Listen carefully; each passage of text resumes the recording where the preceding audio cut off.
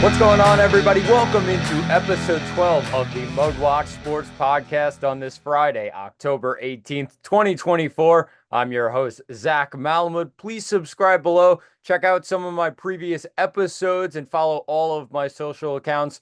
We do have to start with a stunning Game 3 that took place last night in Cleveland as the Guardians grabbed the 7-5 win in extras in the 10th inning. But we take things back to the 8th inning where two home runs from the New York Yankees. They were down 3-1 in the top of the 8th and 2 outs. Aaron Judge comes up with Juan Soto on base and hammers a homer to right where he didn't know if it was going to get out, then bounces off the top of the wall and into the stands. A huge home run for Aaron Judge and his confidence in this postseason. Then Giancarlo Stanton right there behind him. Back to back, the Yankees go with a homer to center field, and the Yankees take a 4-3 lead. They had an opportunity in the top of the 9th with second and third and no outs in the top of the 9th. They only get one run out of it with a Gleyber Torres sac fly. Cleveland then responds against all odds and win probability down to about 0.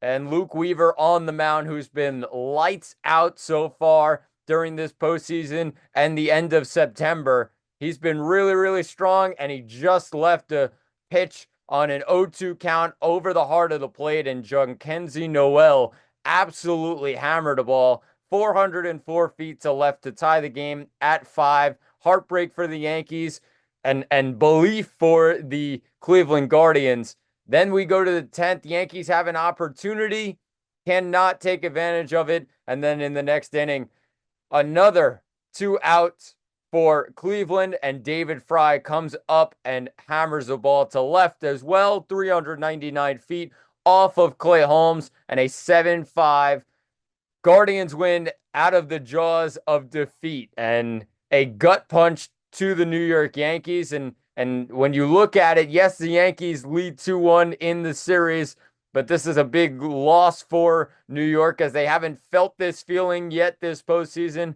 I will say, when you look at the Yankees' recent history in the postseason, I mean, this is probably not even the worst of the losses that they've had, considering some of the losses against Cleveland, especially some walk-off hits, some walk-off home runs in the end, and late home runs, late drama. The Yankees, I can only think back to 2017.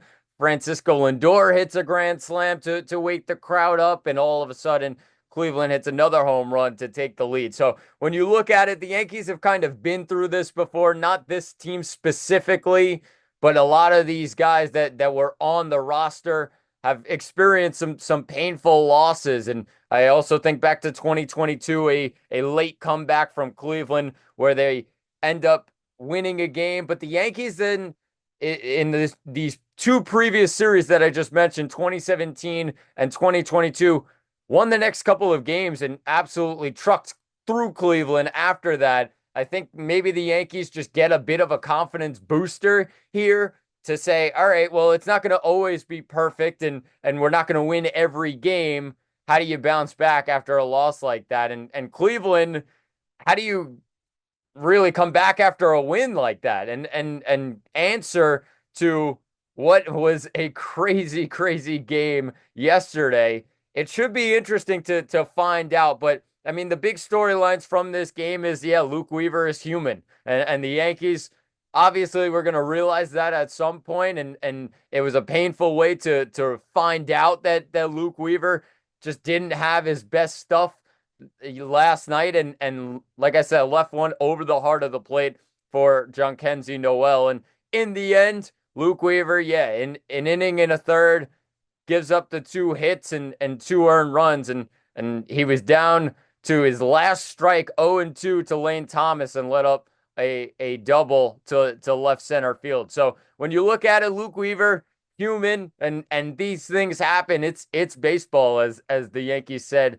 during the post-game report, and these things happen, and it's just a matter of how you bounce back. So the Yankees with Clay Holmes as well, who's been rock solid in the postseason, will need him to bounce back as well. And you look at the Yankees overall, and this game was a weird one because they were not able to get to Cleveland starting pitching in the end. And that was the difference between this game and the first couple of games. They got Cleveland's starting pitcher out of the game really early in the first two in the Bronx. This one was a different story. Matthew Boyd was strong in this one through 5 innings. Only 2 hits, 1 earned run, 3 walks, 4 strikeouts, and 75 pitches in the end.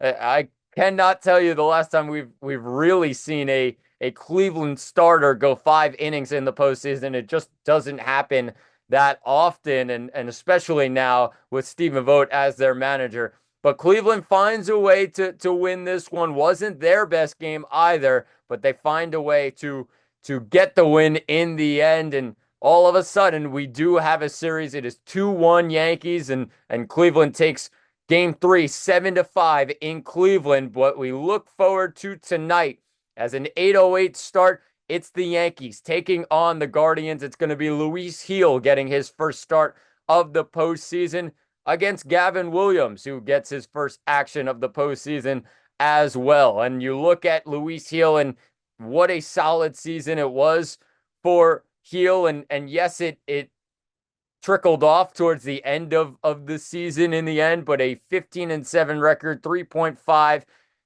ERA, 171 strikeouts, and a 1.19 whip for Luis Gil. And it's been a great rookie season for the Yankees right-hander. But now you look at this one against Cleveland, and they're going up against Gavin Williams, who really did not pitch well this season and has struggled mightily to figure things out. 3-10 with a 4.86 ERA, only 79 strikeouts, and a 1.37 whip. The Yankees got to take advantage of Gavin Williams in this one, and that's the big key to really locking down this series, I believe. They have to win tonight. It's not a must-win for the Yankees, but it's pretty damn close to one, as they have to really figure things out as Luis Gil on the mound and the Yankees coming after last night really just silence the crowd is the goal for this Yankees team, and come out early, put up runs, and don't give Cleveland any chance back into this series after last night. So you look at it, Gil on the mound and Williams on the mound for the Guardians. I think Luis Gil, what you're expecting is maybe his best stuff, and he has a long rest. Yes, it goes both ways, where a long rest could really hurt a pitcher, but I feel like Luis Gil, with how good he was this season, yes, it trickled off towards the end, like I said, but when you look at how he was overall this season, you're expecting some really good stuff from Luis Gil tonight if you are the New York Yankees. And on the other side for Gavin Williams, you're just trying to get a couple innings out of him if you are Cleveland. Obviously, the struggles this season needs to step up big tonight for Cleveland if they want any chance to tie this series at 2. But right now, it's the Yankees with a 2-1 series lead.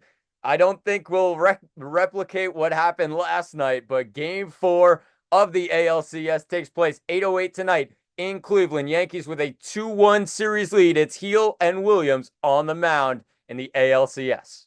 There hasn't been much excitement on the other side of New York, as the New York Mets have their season on the line in Game 5 of the NLCS tonight. Let's rewind to the last couple of games at Citi Field. And in Game 3, it was all Dodgers, 8-0 final. And then yesterday, a 10-2 Dodgers win in Game 4 to put the Mets season on the line. Like I said, a 3-1 Dodgers lead in the series. And the difference in these last 2 games for the New York Mets has been runners in scoring position. And it has been a struggle for the Mets overall.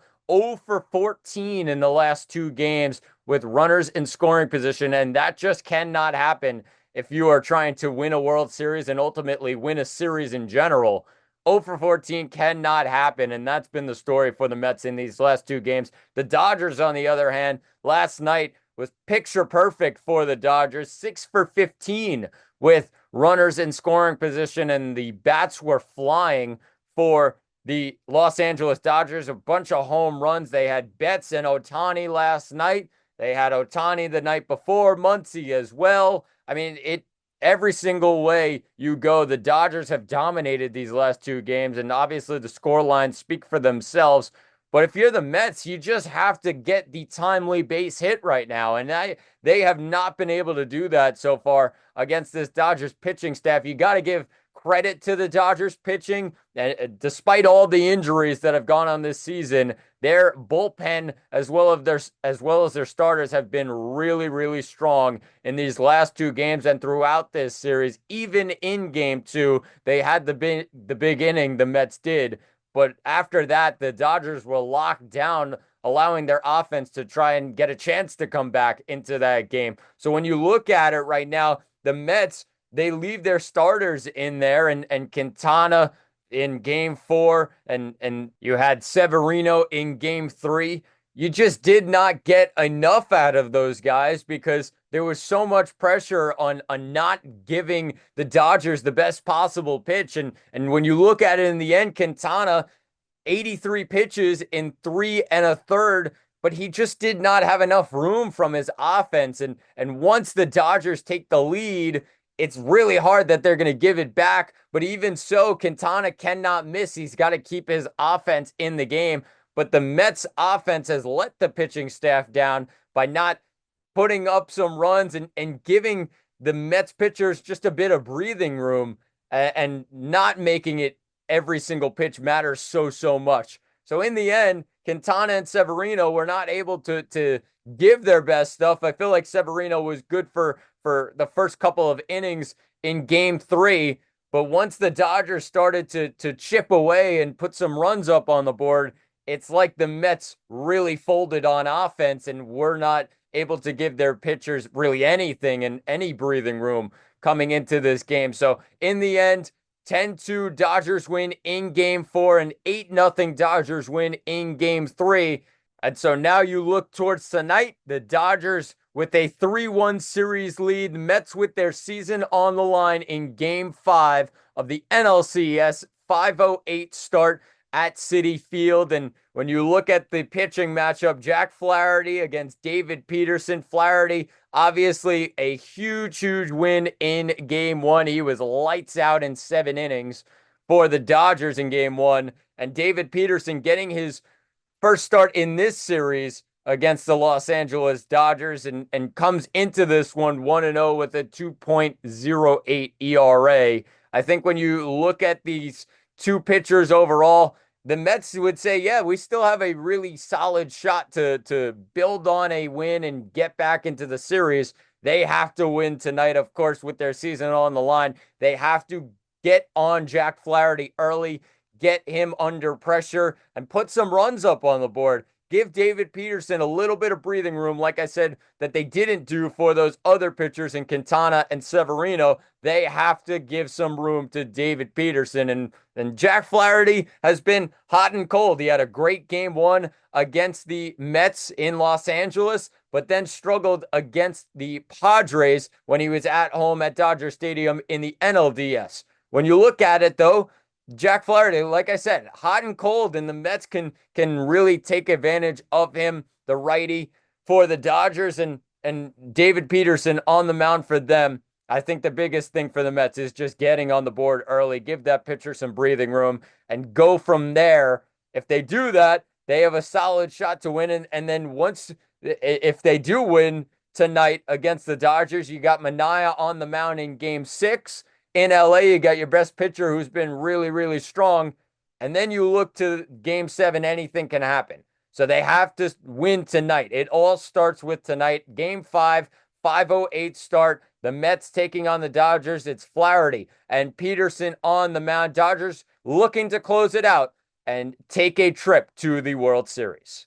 Let's take things to the world of football as the New York Jets take on the Pittsburgh Steelers on Sunday Night Football this Sunday at 8:20.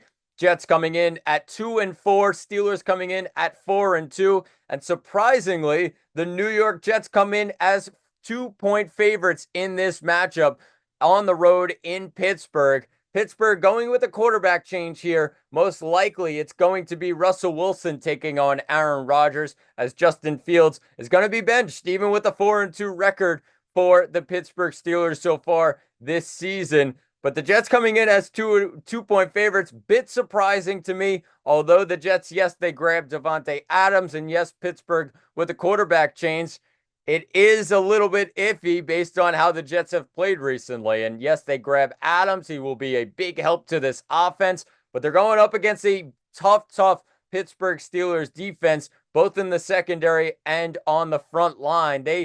When you look at it, Pittsburgh's defense has been really strong, and Aaron Rodgers has not played his best football. 5 interceptions so far in 6 games. Not typical Aaron Rodgers that we've seen so far this season for the Jets, and he needs to bounce back big time against this Pittsburgh Steelers team who has really struggled on offense. They just have not figured things out, and yes, they go with a quarterback change in Justin Fields being benched for Russell Wilson, even after they scored 32 points against Vegas last week. But I mean, that's what you look at in the end and say, all right, well, they're going with what they believe is their top option, and that's why they brought in Russell Wilson at the beginning of the season. Injuries obviously have held him out for this season so far in these first 6 games. But when you look at it, the Steelers go with a new option here, and can the Jets defense, take advantage of a new quarterback and a newer system? Obviously, hasn't played up to game speed just yet for the Pittsburgh Steelers, and that's something that he's going to have to get comfortable with, Russell Wilson. Can this Jets defense take advantage of that? That will be the sign here to see if the Jets are really strong, even with the coaching change, as well as the new wide receiver in the locker room. You look at it, the Jets just need to play it simple here. I think when you look at Garrett Wilson and Davante Adams, they help each other by being on both sides of the field. When you look at the pressure that both of them will get, obviously it's less with both of them on the field at the same time. I think it's a game for Breece Hall to step up in this one. When you look at the game against Buffalo, they really got him involved. I know it's a tougher defense here on the road against Pittsburgh, but even so, they need Breece Hall, especially out of the backfield, maybe in the passing game as well, to really step up for them and give Aaron Rodgers a bit of breathing room back there. The offensive line's been pretty strong, minus the penalties, and that's something that they'll need to fix heading into Pittsburgh this week. But the Jets come in as 2-point favorites on the road in Pittsburgh. Rodgers looking to bounce back after last week, and it's the debut of Davante Adams. 8:20 Sunday Night Football. The Jets taking on the Steelers. And back at MetLife, it's going to be the return of Saquon Barkley as the Philadelphia Eagles, coming in at 3-2, take on the New York Giants at 2-4. Like I said, at MetLife Stadium, and Saquon Barkley returns, but this time on the other side as a Philadelphia Eagle, and he should hear plenty of boos coming down from the fans in this one, as he went to, of course, one of the Giants' biggest division rivals in the offseason. Eagles come in as 3-point favorites, total sitting at 42.5. And when you look at this game overall, I feel like for the Giants, you get Malik Neighbors back as he's out of concussion protocol. Devin Singletary still questionable coming into this one. Giants got some questions on the defense, with Brian Burns, as well as Dexter Lawrence, as well as Adoree Jackson, all being questionable for this one. Darius Slay on the other end for Philadelphia, questionable coming into this one. Obviously, all of that will be figured out today or tomorrow, as it's early Friday now, and practice still yet to be done for both teams. But when you look at this one, 1 o'clock on Sunday, it's going to be all about the Giants being able to stop Saquon Barkley in the run game, plus making Jalen Hurts uncomfortable. And it has not been the best season for Jalen Hurts. 6 touchdowns to 4 interceptions in the passing game for Hurts. And that's just not good enough. If a team like the Eagles, who wants to win a Super Bowl in the end, their quarterback needs to be better, and he knows that heading into week 7 against this Giants team, which he's had their number in the past, and it could be a pick-me-up game for the Philadelphia Eagles in their mind. But if you're a Giant fan, you're going after Saquon Barkley. You're going after this Eagles team, feeling that you got a good shot to win. Obviously, their top weapon is back in Malik Neighbors. Like I said, Philly's secondary has not been strong so far this season. And when you look at everything that the Giants have to offer on offense, they need to be better than they were last week. Of course, they now have some offensive line trouble. Andrew Thomas out for the year. Daniel Jones needs to stay comfortable in the pocket and really erase what happened last week. He had a couple of really solid games in the end for the Giants in the previous weeks, but last week it just got out of control a bit, and he was not able to really test that Bengals secondary as much as he wanted to. In the end, no touchdowns and an interception for Daniel Jones in the end against the Cincinnati Bengals. When you look at Jones overall, he just needs to get back to regular things and really running this offense smoothly. And the other thing, being able to finish things off. Obviously, some great drives for the New York Giants against the Cincinnati Bengals on Sunday night last week. They just were not able to get things in the end zone. They got one with Tyron and Tracy on the ground, but that was it. And Daniel Jones knows he needs to be better, needs to finish drives stronger than he did last week. And I think he'll be able to do that, like I said, against a weak Philadelphia secondary so far this season that may be without their top corner in Darius Slay. So should be an interesting one. Giants taking on the Eagles, the return of Saquon Barkley. Eagles come in at 3-2. Giants come in at 2-4. And the Eagles are 3-point favorites at MetLife, 1 o'clock on Sunday. To finish things off today, it's another edition of a Sunday football preview. Each week, I'll pick 2 to 3 of the top games across the NFL slate and share my thoughts on them. Let's start on the 1 o'clock window. I have 2 today and a huge game in the NFC North as the 4-1 Detroit Lions take on the 5-0 Minnesota Vikings. Minnesota coming in off of their bye week. The Lions coming in off a trouncing of the Dallas Cowboys 47-9 last Sunday. Both teams have had their bye week and are well rested coming into this one. Obviously, the loss of Aiden Hutchinson for the Lions last week is a very hurtful one. He goes on IR. He's out for the season. That's a huge loss on the defensive line. And I think a big reason for the spread in the end is the weakness of this Lions defense. Minnesota, they are at home. They do come in as 1.5-point favorites in this one. A 50.5 total. That's where it sits. And the Vikings, like I said, at home, they're 3-0 on the year on their home field. And looking at this one overall, I think the questionable tag on Aaron Jones is big because it really will decide if the Vikings are able to take advantage of the loss of Aiden Hutchinson on the defensive line. I feel like when you look at the Lions, how good they've been against the run the last 2 years, Aiden Hutchinson's been a big part of that. Yes, there are other guys as well on that defensive front to give them their flowers. But in the end, Aiden Hutchinson's the main guy there. And if they're able to get in Hutchinson's area where he's missing for this week and the rest of the season, the Vikings could have a lot of success in the end. And it all depends on the health of Aaron Jones. If he's out, then Ty Chandler will get some of the load and maybe some more with Cam Akers obviously being traded in the last couple of days back to Minnesota. When you look at this game, though, it's going to come down to the quarterbacks. Sam Darnold's been really strong this year, over 1,100 yards passing, 11 touchdowns, 4 interceptions. Jared Goff, on the other end, 1,300 yards, 8 touchdowns, 4 interceptions. So less touchdowns from Goff, but more passing yards in the end. He's relied on his running backs, obviously David Montgomery with already 6 touchdowns on the ground so far this season. Jahmyr Gibbs out of the backfield as well. I mean, this game is going to be a really tight one in the end.